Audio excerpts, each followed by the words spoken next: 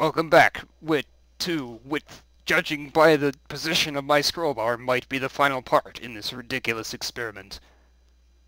Scratch still hasn't returned from the outside of the screen. Apparently. Ahem. And she told me she was leaving town. That was the last I saw of her. The cakes wouldn't speak to me. All my tracking spells are useless, and I kept you four in secrecy for days about it. I glanced down at the cup in front of me, not wanting to meet the eyes of my friend. Spike's tea, wonderful as always, helped me face my revelations a little more calmly, but I still wasn't positive how to react. Immediately as I finished, Applejack prodded Rainbow Dash in the shoulder. 5 bits.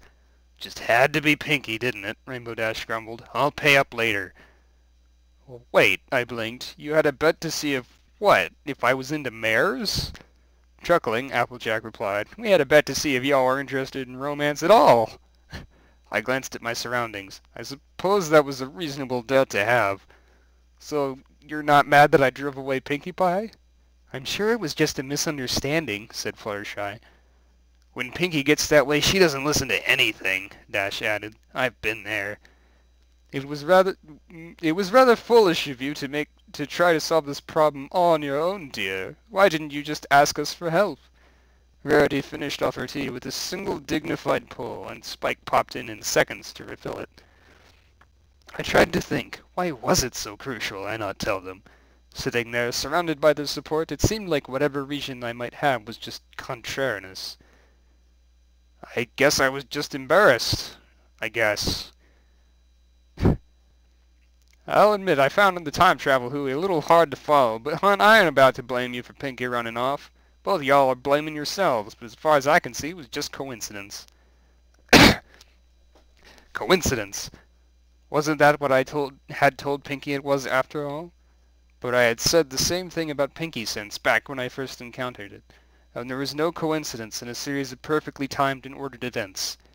I was too well versed in probability theory and statistical mechanics to fall into that mental trap. There was a flip side, too.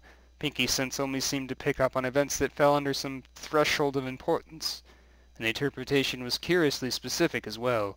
My accident could easily have been interpreted as an accident in which some pony gets hurt, and for all that matter, why would Pinkie have detected the relatively innocuous events like me dropping a book? Surely Pinkie didn't get a twitchy tail sometime anything succumbed to gravity. All this evidence added up to something. Pinkie Sense, in some way, knew the letter meanings that I had applied to different twitches. I still had no way of knowing what arranged the probabilities that resulted in my fall, but at least I had gained some understanding of what made Pinkie Sense tick. More importantly, it had given me an idea of what to do next. I'm going to pause reading for a bit. How does this explain anything at all? This gives you more questions. This does not explain things. I don't get it. Anyway. Excuse me, girls, I said. I think I know how to get Pinkie back. Spike, would you mind helping me down to the lab? Spike managed to tear himself away from Rarity long enough to support me down the stairs. I could hear my friends trotting down after me. The high window provided enough light that I didn't need to light any lanterns, but the dimness still required a few seconds to adjust to. The crystals from the day's experiment had been put away, as Spike has said. Most importantly, the pile of borrowed junk was still there, as was my copy of the translation list. I hurried over to the table and pulled out a new piece of parchment. Along the left side I wrote the letters, "Come back." Next to each letter I wrote the corresponding Pinkie Sense event. I gave Pinkie a copy of the translation list. If she still hasn't, she's still able to get Pinkie Sense messages, and this triggers Pinkie Sense at all. And if she's willing to come back to Ponyville, she hasn't got hurt out there. I swallowed. That was a lot of ifs. Then she'll come back. Applejack, I want you to hit me as hard as you can. Applejack just looked at me. What? Spelled with an H. And a U. I need you to hit me as hard as you can with this door. It's the letter C, you see? Sugar Cube, I ain't gonna do that. You're already stumbling around on 3 legs. I hate to see you on 2. You're the only one here that I trust to have fine enough control of your muscles to hurt me without really hurting me. Sorry, Rainbow Dash. Dash just shrugged. I know what you're saying. AJ has more finesse than me. And what makes you think I can do this without crippling you? Applejack began backing towards the stairs. If you're going to insist I do this, I'm just going to have to leave. You spend hours kicking trees just hard enough to dislodge apples without cracking the trunk in half. And I know you have enough strength to do that. I've seen it. I'm not going to hit you. But this might be our only chance to get Pinky back. Something blindsided me, knocking me across the room and sprawling on the floor. I raised my head and shook the stars out in time to see Rarity daintily setting the door back down on the pile. Really, Applejack, she said reprovingly as the magic faded from her horn. Was that so hard?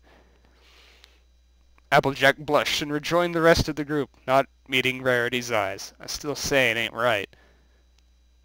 Well, thank you, Rarity. I dusted myself off, pleasantly surprised that I didn't seem to be injured any more than I already was.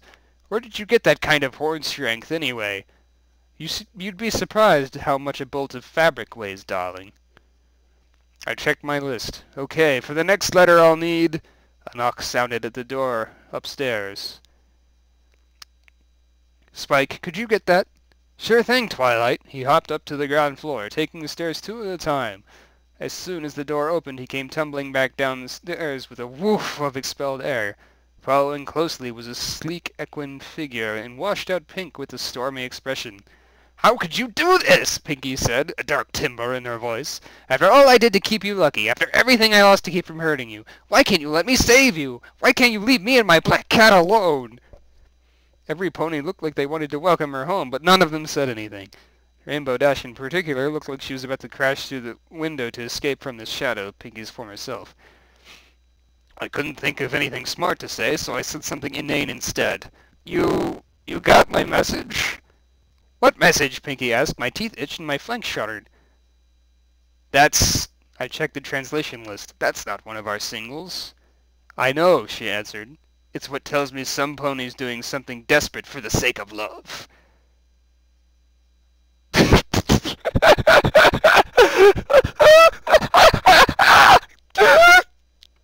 Oh, Jesus. That's oh, what do we call that? What do we call that? Oh, man. Plot convenience? No, it's not funny enough. Oh. Wow. How does she...